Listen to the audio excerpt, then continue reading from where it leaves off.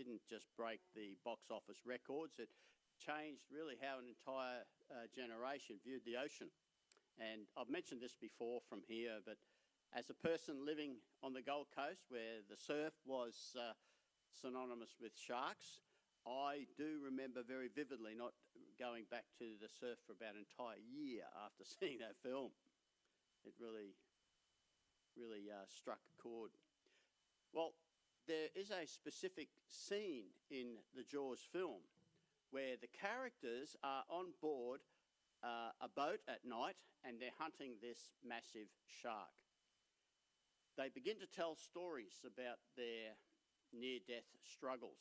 And one character tells a story based on the actual real-life sinking of the USS Indianapolis during World War II. And after the ship was torpedoed in the Pacific, the crew were left clinging to debris in the water for days because no rescue mission came. But then the sharks came. And every so often a man would, start screaming and thrashing around, and suddenly he would disappear beneath the surface. I want you to imagine for a moment the psychological horror for those men in that situation. They weren't just afraid of death. They were terrified by the anticipation of it. Can you imagine the anticipation of the situation? There they are, they had to wait in the dark, wondering when they would feel that first tug on their own bodies. In Luke, that we just read, 22, verse 39 to 41, he came out and he went, as was his custom, to the Mount of Olives, and his disciples also followed him. When he arrived at the place, he said to them, "Pray that you may not enter into temptation." He withdrew from them about a stone's throw. He knelt down and began to pray, saying, "Father, if you're willing, remove this cup from me. Yet not my will, but yours be done."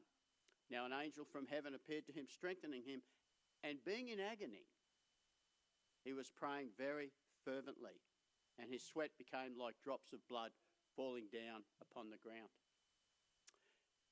Now, while that maritime horror story is actually vivid and real, it kind of helps us understand another anticipation of suffering and death that was weighing here in the garden on Jesus Christ.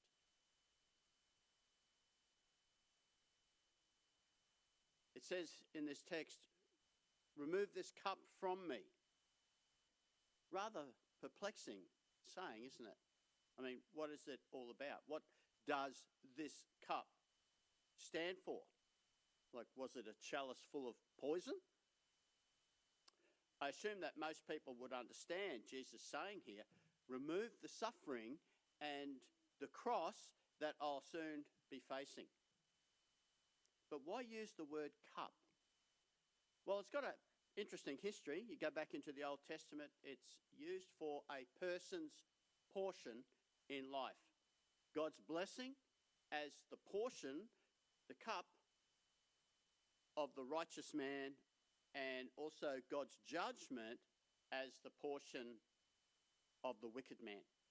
It's also understood generally as the execution of divine justice. It speaks of God's judicial displeasure, like a cup of wrath. It's also applied to the nations that were under God's judgment. Here in Jeremiah chapter 25, "For thus says Yahweh, the God of Israel, says to me, take this cup of the wine of wrath from my hand and cause all the nations to whom I send you to drink it." Or Isaiah 51. Awaken yourself, arise, O Jerusalem, you who have drunk from the hand of Yahweh the cup of his wrath. The chalice of reeling you have drained to the dregs. Jesus here in the garden is accepting from the Father, in connection with his death, a dreadful, divinely appointed fate associated with God's judgment. Jesus, though righteous, accepts this cup in obedience to the Father. His death is explicitly said to be, in Mark's Gospel, for many, which Jesus himself brings out, Mark 10, verse 45, to give my life as a ransom for many. So much so that Jesus inaugurates a new covenant with those who will receive him as God's Messiah.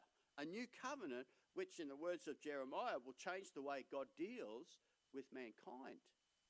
Here from Jeremiah, it says, "Behold, days are coming, declares Yahweh, when I will cut a new covenant with the house of Israel, with the house of Judah, not like the covenant which I cut with their fathers in the day I took them by the hand to bring them out of the land of Egypt. My covenant which they broke, but I was a husband to them, declares Yahweh. But this is the covenant which I will cut with the house of Israel after those days, declares Yahweh. I will put my law within them, and on their heart I will write it, and I will be their God, and they shall be my people. And they will not teach again, each man his neighbour, and each man his brother, saying, Know Yahweh. For they will all know me, from the least of them to the greatest of them, declares the Lord. For I will forgive their iniquity, and their sin I will remember no more."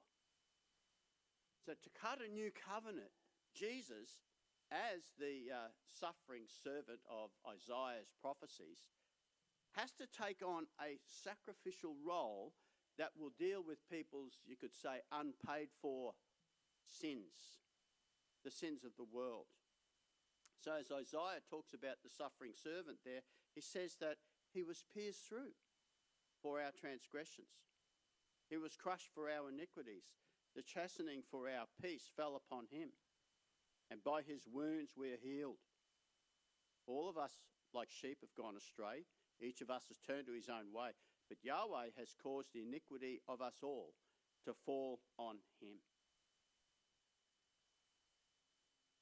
The wrath of God is not necessarily directed here towards his son.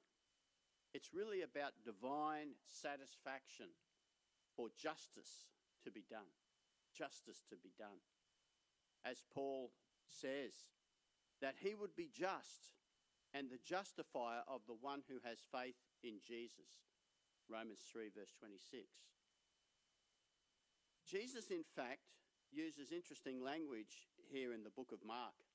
I mentioned this before, where he says, "For even the Son of Man did not come to be served, but to serve, and to give his life a ransom for many." You see, this sacrifice has changed the covenants. This is what brought that change. And he said to them, "This is my blood of the covenant, which is poured out for many." This cup that Jesus talks about in the garden includes suffering.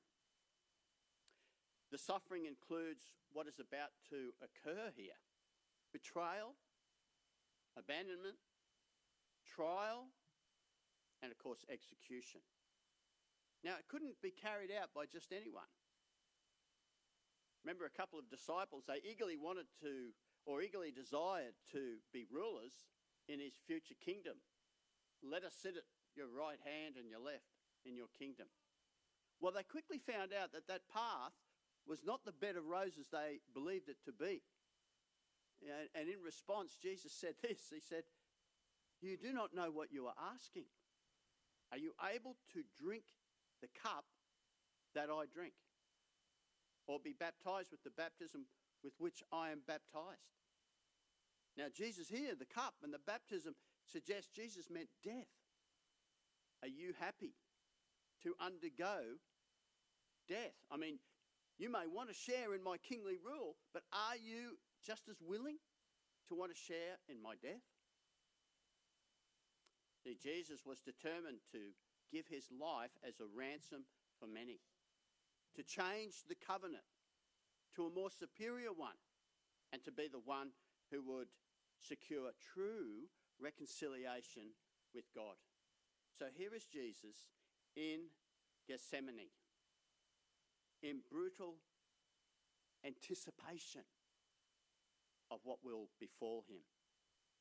And if there is any other way, he pleads with God that he may take this cup away from him, rather than him having to accept this cup of suffering. But as an obedient son, he says, not as I will, but what you will. And to the very end, there were these deterrents that kept pushing Jesus to the path of least resistance. And that's Satan's tactic, you see. We do recall the Apostle Peter, where he said, Lord, this death, this will never happen to you. And Jesus had to say to him, get behind me, Satan. You don't have the things of God in mind, but the things of man. And of course, when he was in the wilderness, Satan kept tempting Jesus there to take the easy path. Even to the very end, these temptations were presented to Jesus. But of course, Jesus was onto it. He knew what was going on. Even there in the garden, when Peter drew his sword, right, at his arrest, he says to Peter, put the sword into the sheath, the cup which the Father has given me, shall I not drink it? So Jesus was not caught out by surprise. He knew exactly what was coming. Like the men in the water waiting for the shark, Jesus saw the tug of death approaching. But his shark was the weight of suffering that he was about to undergo according to the will of the Father. And of course, that anticipation of that was such that Luke records here that his sweat was like drops of blood falling down upon the ground. The weight of that anticipation of his suffering. You know, in a world where swords were swung around in the ancient Roman Empire, that people clearly understood what blood pouring out from a wound was like.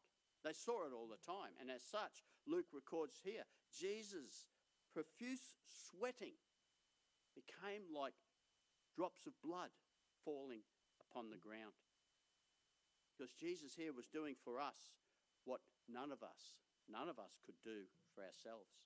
And so in accepting the cup, Jesus has gifted us a new covenant, divine grace and reconciliation with God for those who would receive him, those who would take upon the sacrificial death that he brought for us. I'd like you to ponder those thoughts today as we remember our Lord, and I'm going to now invite the music team back up, and we're going to sing our concluding